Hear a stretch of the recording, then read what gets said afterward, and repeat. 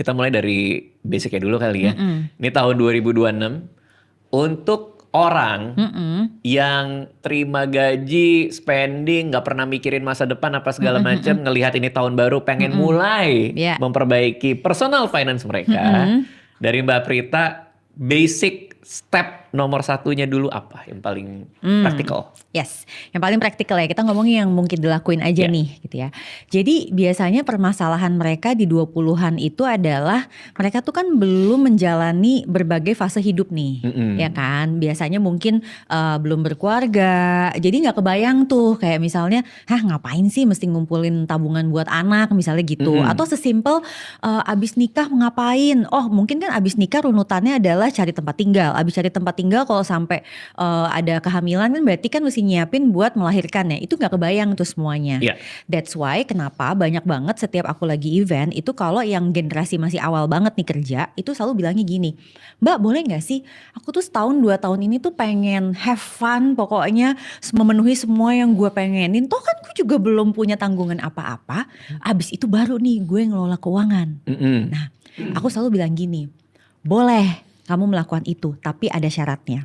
Nomor 1, kamu mesti punya dana darurat yang ideal. Oke. Ada dia mikir nih, dana darurat ideal tuh jumlahnya berapa sih gitu kan. Aku bilang karena kamu ngakunya belum punya tanggungan, karena zaman sekarang umur 20-an generasi sandwich juga banyak. Bener gak? Yeah. Tapi kalau misalnya emang bener-bener dia gak punya tanggungan, aku bilang udah 3 kali dari pengeluaran kamu itu cukup. Oke. Akhirnya karena dia mau ngitung dana darurat, dia mesti bikin catatan keuangan. Oke, harus nyatet ya. Karena kan dari nyatet keuangan itu, Baru ketahuan. dia baru ketahuan dong sebenarnya pengeluaran tiap bulan saya itu berapa. Kalau enggak kebayang dari mana dana daruratnya berapa. Itu kenapa orang kalau ditanya apa practical step yang pertama adalah mencatat keuangan. Itu tuh kenapa susah banget sih? Maksudnya kayak di semua lingkup pertemananku tuh masih banyak yang kaget kalau aku dan Anissa masih sering nyatet gitu. Karena itu bukan habit yang mereka biasa lakukan. Meskipun kita udah sering ngomong ya. Maksudnya kan aku kalau lagi podcast juga suka bahas kayak gitu ya. Kenapa itu kayaknya kok sangat susah. Pertama terlihat sangat susah.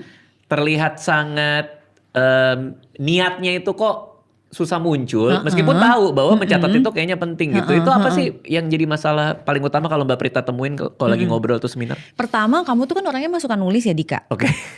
Jadi kayaknya nulis itu sebuah kebahagiaan hidup kan buat kamu gitu Iya ya. sih.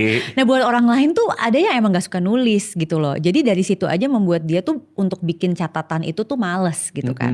Aku juga tipe orang yang sebenarnya males mencatat. Oke. That's why aku triknya adalah bagi-bagi rekening.